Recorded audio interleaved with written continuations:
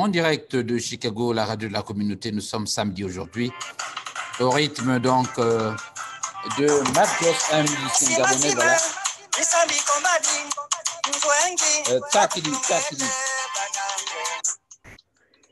Alors, vous avez donc mon invité sur cet écran qui nous vient de North Carolina. Voilà, au rythme de nos amis du Gabon.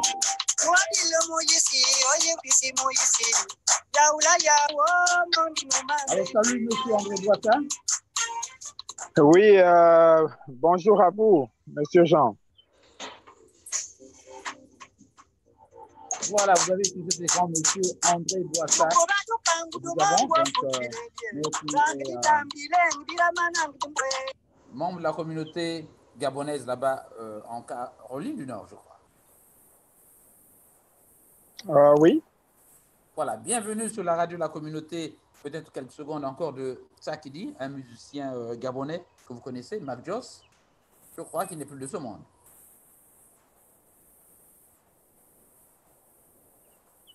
Est-ce que vous m'entendez, M. Boissa? Oui, je vous entends parfaitement. Vous avez dit? Voilà, je parlais de Mac Joss, un musicien gabonais que vous avez certainement connu et qui n'est plus de ce monde. Oui, bien entendu. Mac Joss est un des symboles de la musique gabonaise. Mac Joss est allé au-delà des frontières. La preuve est qu'au Congo, vous le connaissez. Alors, c'est l'un des musiciens que j'ai connu quand je grandissais. Voilà. Donc, le morceau qui passe, c'est Tsakidi. Peut-être une idée là sur le contenu de ce métal? Il faut dire qu'il faut que j'écoute attentivement parce que, bon, Mac Joss, il était un peu philosophe. Hein? Oui. Il était philosophe et, par exemple, il chante dans une langue dans ma langue paternelle. Mais je dois prêter attention et puis essayer de démystifier en fait sa philosophie. Voilà.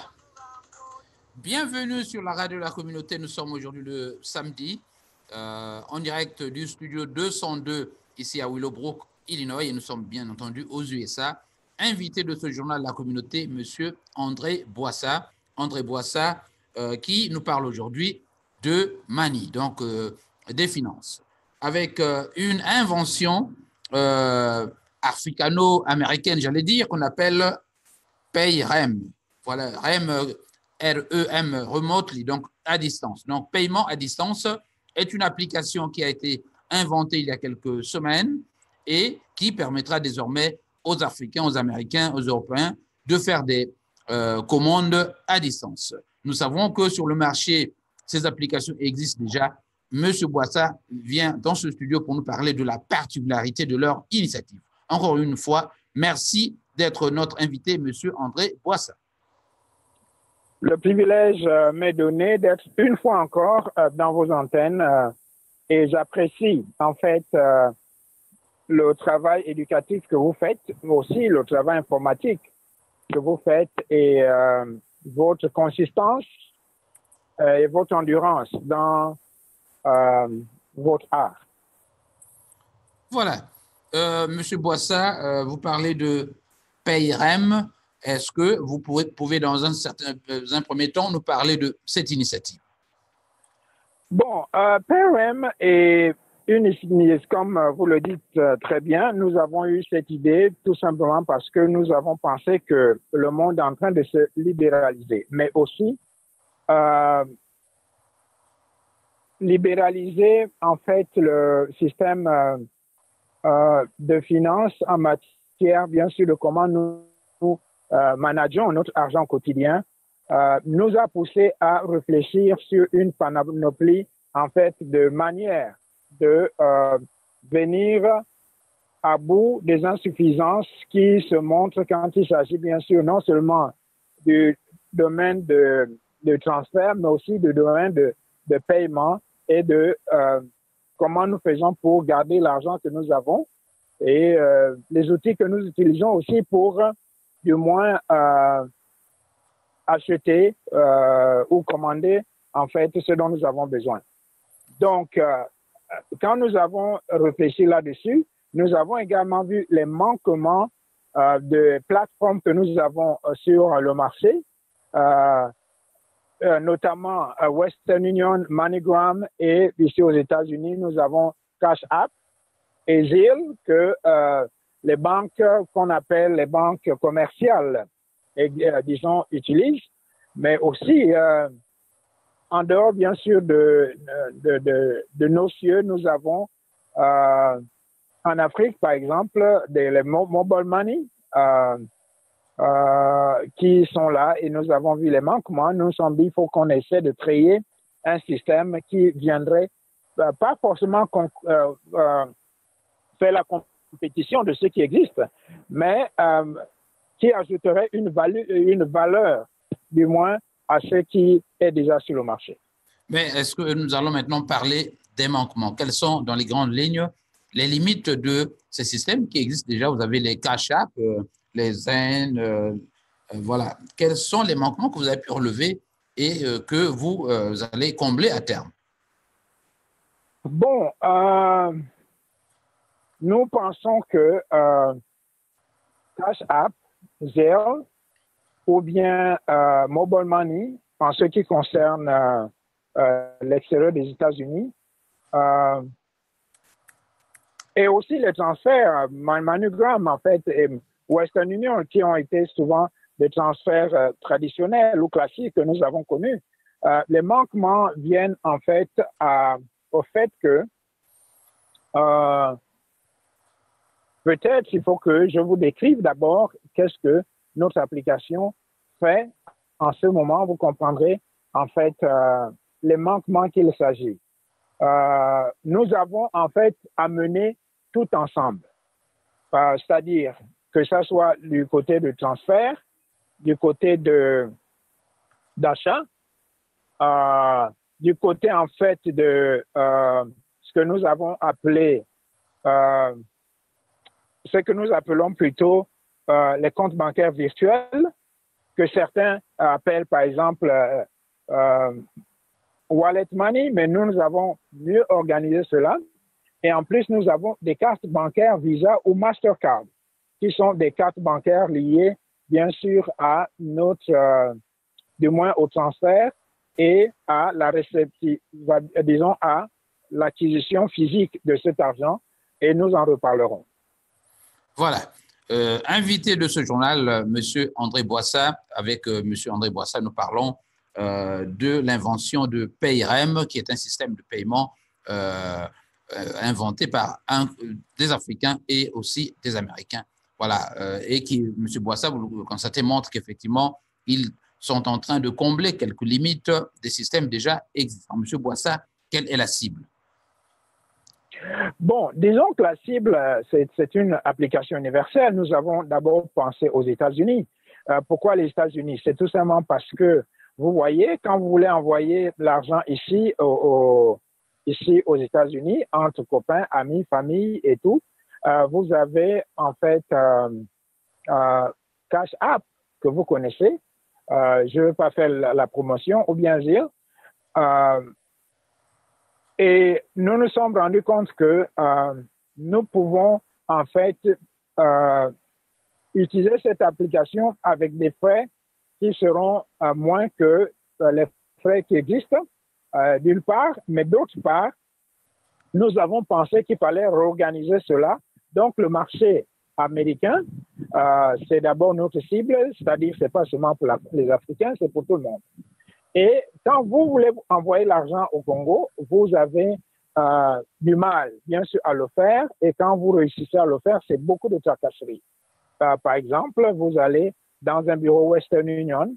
De un, ça vous prend du temps, le fait de chercher où Western Union est. De deux, quand vous envoyez là-bas, c'est d'ailleurs protocolaire. Vous deviez remplir des formulaires. Et moi, j'ai envoyé de l'argent en Turquie il n'y a pas très, très longtemps pour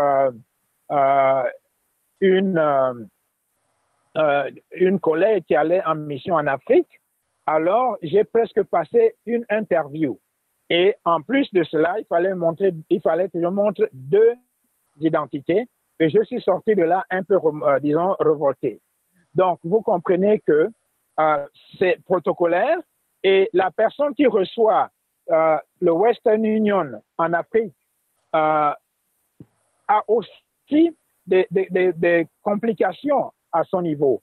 Je vous prends l'exemple. J'ai un petit frère qui est enseignant, disons, dans une ville au Gabon et il a eu son enfant qui était malade et voilà comment je lui envoie un peu d'argent pour amener son enfant à l'hôpital.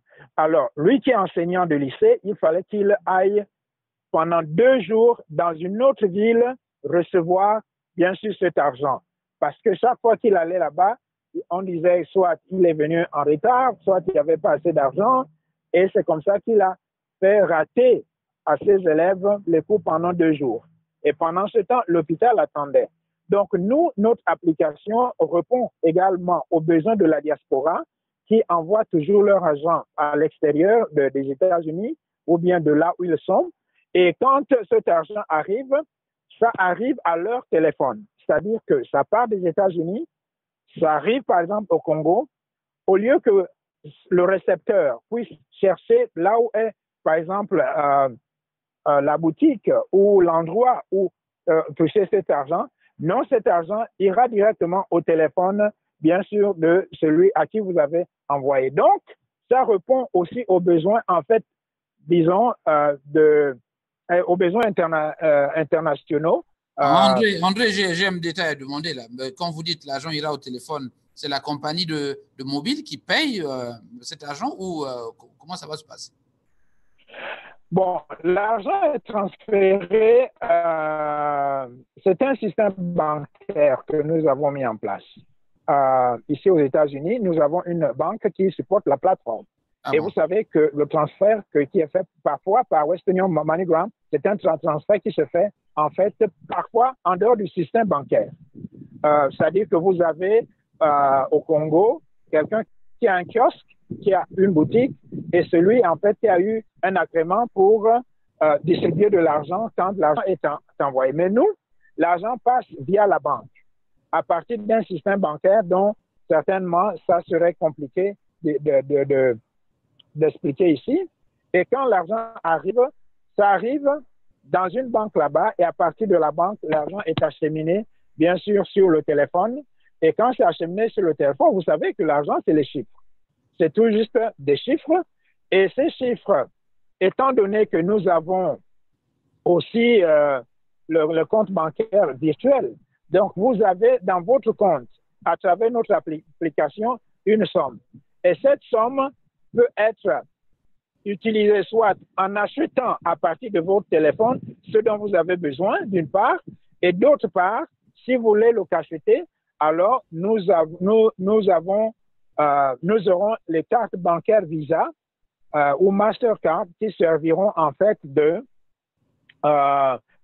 qui vous serviront d'aller à un distributeur automatique pour retirer cet argent. Parce que quand nous envoyons cet argent, ça va à vos téléphones et vous pouvez télécharger cela dans votre carte, Mastercard ou bien virtuelle. Bon, il y aura aussi certains centres, notamment la banque, notre banque disons, qui est un hub, qui pourrait être là pour donner de l'argent dans le cas où vous n'avez pas de carte. En fait, c'est comme ça que ça fonctionne. Voilà. Est-ce que vous avez pris des dispositions pour... je vous rappelle que dans quelques instants, nous aurons le musicien congolais Dave Larage, donc depuis Brazza la Verte, Dave Larage, qui est un grand musicien et qui fait du rap et qui parlera aujourd'hui de sa musique au Journal de la Communauté. Alors, André, est-ce que vous avez prévu une espèce de protection, parce que nous savons que parfois les gouvernements africains s'immiscent dans ces histoires de finances et que les gens ont des difficultés à, comme on le dit, à avoir cet argent. Quelles sont les mesures d'accompagnement qui sont prévues? Les mesures d'accompagnement, c'est quoi? C'est que nous sommes en partenariat Et nous sommes en train de construire du moins une plateforme avec les systèmes existants déjà dans certains pays. Par exemple, au Congo, vous avez ce qu'on appelle, disons, Airtel Money, et dans d'autres pays, ils ont aussi d'autres compagnies. Donc, nous sommes en train de mettre en place un système du moins sécurisé, d'une part, et d'autre part, le système dont nous mettons en place répond également à certaines exigences gouvernementales. Par exemple, au Gabon, en Afrique centrale, nous avons la COBAC. Donc, nous ne pouvons pas faire une œuvre comme ça sans que la COBAC ne soit impliquée, d'une part. Et puis, d'autre part, les transferts bancaires sont des transferts sécurisés. Ça veut dire, pour que des chiffres partent d'un endroit à un autre, il y a des canaux. Et c'est des canaux sécurisés qui ne peuvent pas, en fait, être si vous voulez bien, manipulés par l'extérieur. Maintenant, en ce qui concerne l'application elle-même, l'application a aussi un système sécurisé dont une équipe veille à ce que les hackers ne puissent pas, du moins, rentrer là-dessus, d'une part, mais d'autre part, la responsabilité, par exemple, des cartes bancaires est protégée par les banques elles-mêmes. Et l'application n'est là que pour l'interface. C'est-à-dire que, en ce qui concerne les informations, vos comptes bancaires ou bien les cartes bancaires, sont des informations qui sont protégées par les banques avec qui nous traitons, notamment notre banque principale ici aux États-Unis, qui aura la responsabilité, en fait, d'émettre des cartes Mastercard et Visa. Et c'est cette banque, en fait, qui pourra aussi aider dans le cadre de la formation, en fait, des banques à l'extérieur qui seront impliquées dans ces transactions. Voilà, vous avez donc sur cet écran, vous avez vu ce musicien donc, de Pointe-Noire, Dave Larage, qui sera bientôt notre invité donc, après ça. Donc, Dave Larage, vous restez en poste. Je rappelle que vous êtes un musicien congolais là-bas à Pointe-Noire et non à Brazza, et que dans la suite de ce journal, vous aurez Dave Larage qui nous parle de son dernier album et de ses activités musicales. Alors, invité de ce journal, je rappelle Monsieur André Boissa qui est membre de la communauté gabonaise ici aux USA. Alors, Monsieur Boissa, je rappelle que vous êtes également un spécialiste en matière d'aéronautique. Notamment, vous travaillez sur les avions, qui est un domaine très important. Vous faites louer des avions. Est-ce que vous pouvez d'abord nous parler de cette activité? Comment cette activité influence influence votre vie? Est-ce que vous pouvez, dans le cadre de l'Afrique, initier quelques marchés, quelques projets pour aider, par exemple, le Congo qui connaît des problèmes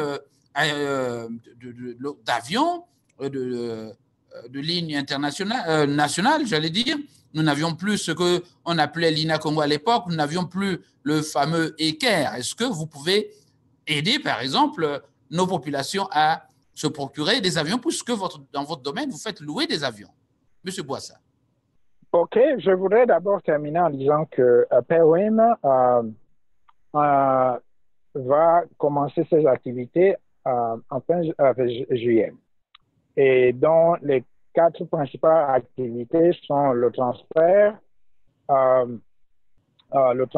l'achat, c'est-à-dire à partir d'ici, vous pouvez acheter des choses, par exemple à Brazzaville, dans un centre commercial, au lieu d'envoyer des gens cash de l'argent, mais aussi en matière d'achat. Vous êtes à Chicago, je suis à Raleigh, en Caroline du Nord. Oui. Si je manque de carburant, alors vous dites, voilà, mon cher frère André, j'ai pas de carburant. Alors tout ce que j'ai besoin de vous dire, c'est d'aller à la station la plus proche. Quand vous allez à la station, à partir de leur numéro de téléphone, je peux payer du carburant pour vous, disons, à Chicago. Et c'est la même chose, en fait, c'est le même système que nous voulons installer, disons, en Afrique, et là où le besoin se fera ressentir. Donc, en dehors des achats, nous avons en fait comme je vous ai dit tout à l'heure, les comptes bancaires virtuels. Et il y a des gens qui n'ont pas la possibilité d'ouvrir des comptes bancaires, même ici aux États-Unis, parce qu'il y a aussi le tiers-monde ici aux États-Unis. Donc, pour des raisons multiples, par exemple, certains ont été flag, on dit dans le sens de mettre, ont été mis sur la liste noire bancaire, donc ils ne peuvent pas ouvrir un compte. D'autres ont du mal à entretenir un compte bancaire. D'autres encore n'ont pas de sécurité sociale pour ouvrir des comptes. Donc, il y a plusieurs raisons. Mais à partir d'un numéro de téléphone, nous pouvons mettre à la disposition, en fait, des utilisateurs, en fait, des comptes virtuels qui n'ont pas un engagement à long terme ou des obligations comme les banques, les comptes bancaires que nous connaissons aujourd'hui. Et pour terminer, voilà, nous mettrons à la disposition de nos utilisateurs, bien sûr, des cartes Mastercard et Visa. Et ces cartes peuvent être utilisées, disons, là où vous allez. Par exemple, si vous allez au Gabon, si vous allez en Afrique du Sud ou bien aux États-Unis, en Europe, vous pouvez utiliser ces cartes, disons, que vous avez acquises via Perrin. Bon, maintenant, répondant à votre question. André, avant de réagir, là, est-ce que je peux donner la parole à cet invité pour nous parler effectivement de ces Cash App, Money. Alors, Dave Larage, bonjour, bonsoir. Bonsoir, Papa Jean. Bonsoir. Bon, voilà, moi, c'est Dean Lewis, ce n'est pas papa à l'antenne. Voilà. Donc, Dave Larage, André, est un musicien congolais qui fait du rap, je crois, et qui est également mon invité aujourd'hui. Alors, est-ce que vous pouvez nous parler de l'expérience du transfert d'argent rapidement, en quelques secondes? Est-ce que c'est possible, c'est facile d'obtenir de l'argent à partir du téléphone? Parce que nous avons là sur cet écran M. André Boissa qui a eu une nouvelle initiative et donc qui va permettre aux Congolais directement à partir d'ici de Brazza de recevoir de l'argent dans leur téléphone. C'est merveilleux ça. C'est merveilleux, c'est trop merveilleux parce que c'est les initiatives comme ça, c'est ça les initiatives qu'on doit encourager, qu'on doit toujours rester là, encourager quoi, parce que avant tout, d'abord c'est un Congolais comme un citoyen congolais comme tout le monde, donc du coup bon on est là, ça c'est important en fait, c'est vraiment important d'encourager quoi. Alors est-ce que vous avez la culture de recevoir des manies mobiles? Comment ça se passe? Bien sûr, ici, il y en a, ça se passe ici, MTN comme le réseau MTN, RTL, ils ont fait un truc ils appellent ça, ils ont intitulé Mobile Money, quelque chose comme ça, donc les transferts d'argent, ça se passe juste entre Congo-Brazzaville, Congo-Brazzaville et les régions du Congo-Brazzaville, alors. Voilà, nous allons donc revenir sur vous, Dave Larage, qui est donc notre invité aujourd'hui. Et avec Dave Larage, nous parlerons de musique dans quelques instants. Alors, Monsieur Boissa, vous êtes donc également spécialiste, je le disais, vous avez déjà commencé à aborder la question de l'aéronautique. Oui, Monsieur Jean Lewis, la vérité est que le dossier de l'aéronautique au Congo est, disons, les déboires ou encore les manquements que le Congo connaît en matière aéronautique, ce sont les mêmes manquements que non seulement l'Afrique centrale, mais aussi l'Afrique de l'Ouest, en fait, connaît. J'ai traité la plupart des dossiers aériens de l'Afrique centrale. Vous avez posé la question sur le Congo. Il y a 2 ans, nous avons été contactés par des frères congolais sur le besoin, en fait, de reformer ECAIR. J'ai été au Congo une fois. À l'époque, je revenais du Kenya, de Nairobi, et j'ai pris l'INA Congo de Pointe-Noire au Gabon. Mais c'est le seul souvenir que j'ai d'une compagnie congolaise. Bon, mais quand on m'a dit qu'il fallait que je traite le dossier, en fait, d'ECAIR, ça m'a fait plaisir. Nous avons discuté avec le sommet, en fait, d'ECAIR, notamment la dame qui était directrice générale de la compagnie. Nous avions aussi des contacts avec la présidence et indirectement aussi les contacts avec le ministre de Transport. nous avons envoyé une délégation au Congo pour parler, pour des négociations avec les responsables en fait des caisses et également le gouvernement congolais.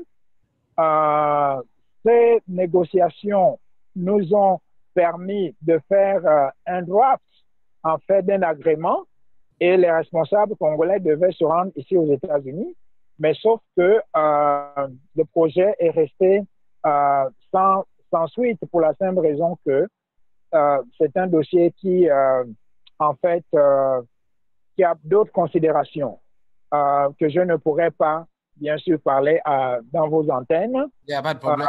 Et qui, en fait, ces considérations dépendaient de la volonté politique du président de la République. Et le président de la République aussi, je pense, qui est arrivé à une situation telle que celle que Air Gabon a connue, c'est-à-dire après avoir investi assez d'argent, Air Gabon a été un gouffre à sous. Et le management d'Air Gabon a fait que la Banque mondiale et toutes les institutions internationales puissent exiger la privatisation. Et vu que le président Omar Bongo avait été essoufflé, disons, de traiter cette affaire, il a laissé tomber et c'est comme ça que son entourage a récupéré, disons, le dossier aérien et a fait ce qu'ils ont appelé Gabon Airlines, qui était presque mort à sa naissance parce que du moins, qu'est-ce que je peux dire? Disons, la base sur laquelle cette compagnie a été faite ne pouvait pas permettre en fait qu'elle soit stable et qu'elle croisse. Et du côté du Congo, je pense qu'il y a eu une volonté politique du président du Congo qui a juste décidé peut-être que ce dossier ne puisse pas du moins évoluer pour des raisons peut-être politiques ou économiques. Mais oui, il y a un besoin en Afrique centrale, il y a un besoin au Congo d'avoir des avions, mais sauf que la culture aéronautique et la culture politique fait que les retards ou les manquements qui sont dans ces pays, non seulement le Congo-Brazzaville, mais les autres pays de l'Afrique centrale, font que ces manquements font que nous ne soyons pas également, nous n'ayons pas en fait les mêmes résultats que, par exemple, le Moyen-Orient, l'Asie ou l'Amérique latine, qui ont en fait des compagnies sérieuses. Je vous rappelle. Alors André, c'est là ma question. André, à quoi est due à quoi sont dues ces difficultés, j'allais dire, parce que nous avons d'autres sociétés qui déjà se portent un peu mieux. Vous avez les Éthiopiennes. Pourquoi? Quelle est la caractéristique générale de cette faillite des compagnies sous-régionales, donc notamment en Afrique, surtout centrale? Bon, vous savez, la santé économique ou la croissance d'une compagnie en Afrique, dans un pays plutôt, dépend de la politique engagée par les gouvernants. Quand je parle de la politique, je parle de la politique économique, la politique sociale. Donc, et aussi la politique au niveau, bien sûr, du partenariat. Au niveau, par exemple, d'Ethiopian Airlines, Ethiopian a eu une culture dès la naissance de la compagnie, disons, de la stabilité et de la croissance. Ethiopian a été plusieurs fois la première compagnie d'Afrique. Vous savez, beaucoup parlent de Emirates Airlines. Emirates Airlines a pris naissance des années pas très très longtemps. Et cette compagnie a commencé avec 2 ou 3 moyens porteurs.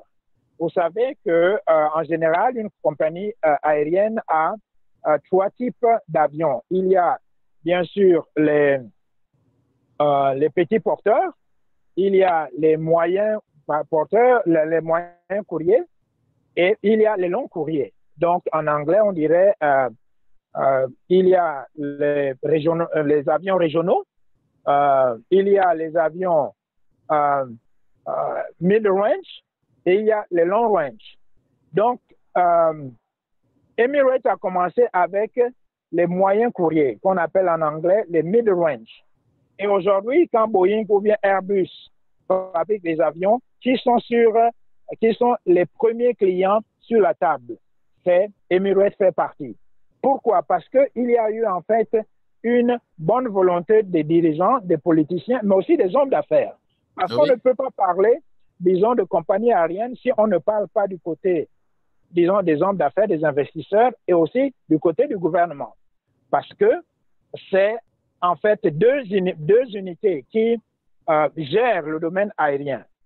D'un côté, les investisseurs qui viennent avec l'argent et les investisseurs peuvent être l'État, ils peuvent être également les hommes d'affaires, les privés, et le gouvernement est là pour donner la politique, la plateforme liée bien sûr à à réguler ce domaine-là en matière bien sûr non seulement de sécurité, mais également en matière en fait de la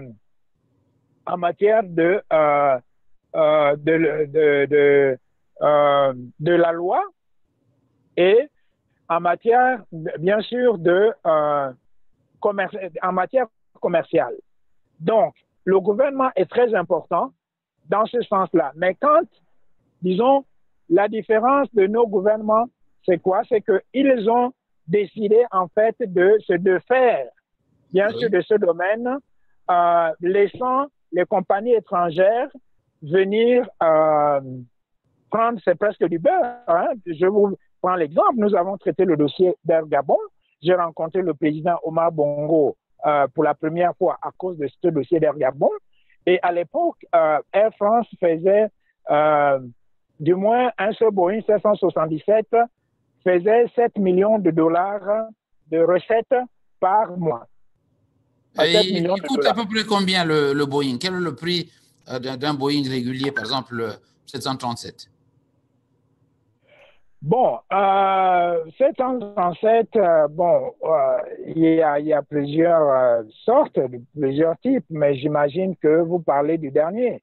Le dernier qui est en fait l'avion à problème aujourd'hui. Le Max. Le Max. Bon, mais avant ça, nous avons eu en fait le 737-800. Next Generation.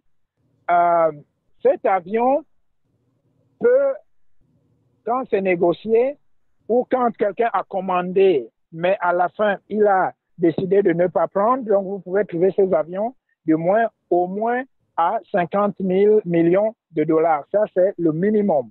Mais sinon, il peut aller jusqu'à 100 millions et plus. Ça dépend des conditions dans lesquelles vous trouvez cet avion, quoi qu'il soit neuf.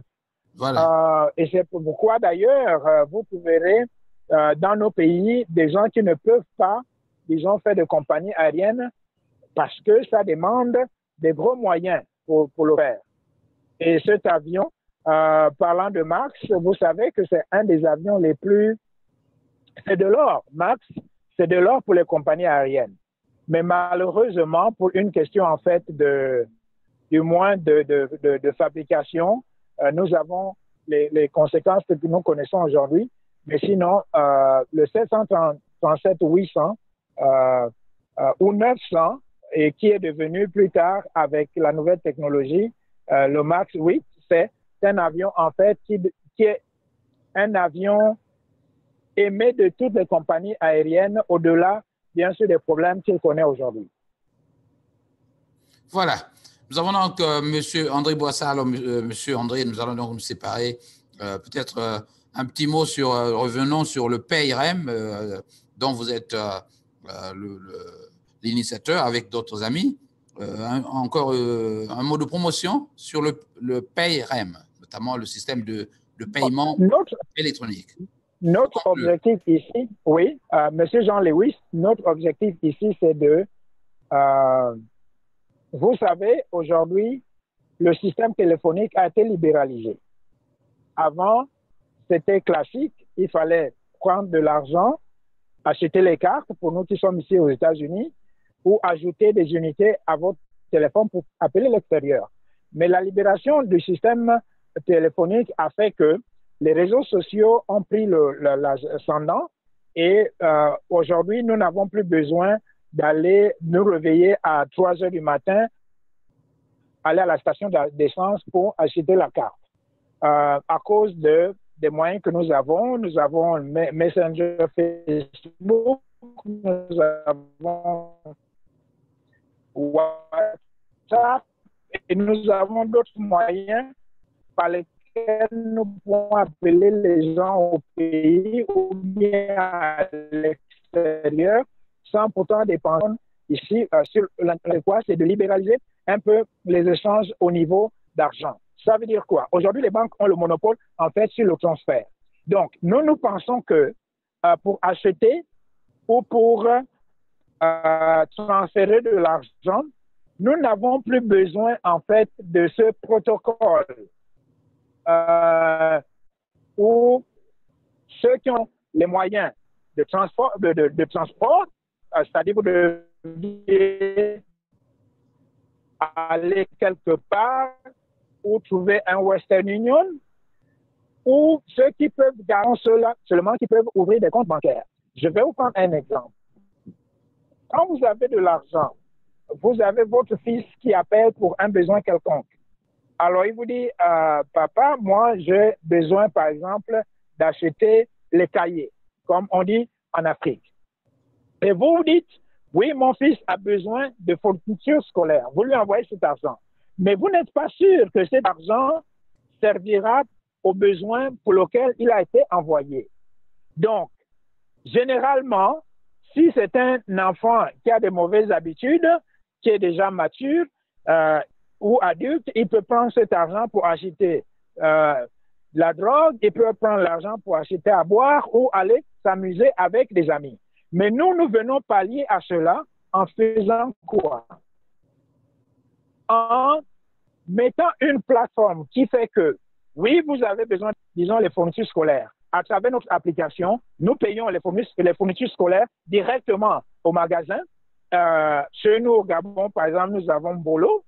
Nous payons, disons, les fournitures et l'enfant va directement chercher là-bas. Ici, aux États-Unis, imaginez-vous que vous êtes à Walmart, vous n'avez pas votre fils à Walmart et tout ce que nous pouvons dire, c'est quoi? C'est que va à Walmart et à partir d'ici, au lieu que nous lui envoyions de l'argent cash, nous achetons directement à travers notre application. Donc, c'est cette invention de libéralisation au niveau de transfert d'argent, libéralisation au niveau, bien sûr, de paiement des factures et aussi de paiement, en fait, de nos besoins quotidiens et aussi le moyen de, au lieu que vous alliez avec du cash, vous pouvez payer à travers votre téléphone parce que nous allons installer aussi le code téléphonique où vous pouvez scanner votre téléphone et ça pourra payer d'une part et d'autre part avec la carte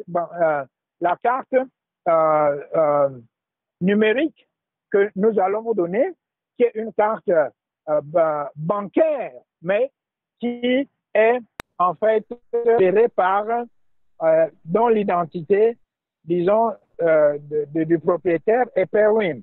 Donc c'est pour vous dire que c'est ça notre objectif, la libéralisation des transferts d'argent, mais également dans le domaine d'achat et dans le domaine en fait d'outils ou de gardiennage en fait des fonds que nous avons. Voilà. C'est donc terminé pour le PayRM. Donc, nous avions pour invité à ce journal de la communauté M. André Boissa. Encore une fois, merci André de parler de votre initiative. Nous espérons que dans les prochaines semaines ou les prochains mois, vous pourrez nous aider à trouver des avions sur Brazza, notamment des avions de ligne pour faciliter, aider à la réduction des billets, pourquoi pas dans toute l'Afrique qui connaît ces difficultés de transport. Encore une fois, merci André d'être venu à ce journal de la communauté je vous informe que dans quelques minutes, vous aurez le musicien congolais Dave Larage depuis Brazzaville. Donc, Dave Larage qui vient parler de son nouvel album. Dave Larage qui sera mon invité dans quelques instants. Donc, restez branchés sur la radio de la communauté, notamment sur notre page Facebook. À vous, M. Boissa. Bonne journée et à la prochaine occasion. C'est moi qui vous remercie.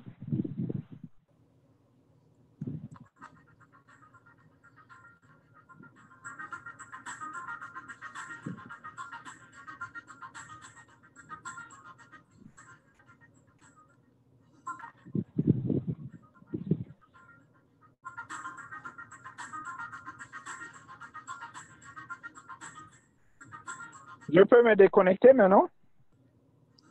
Bien sûr.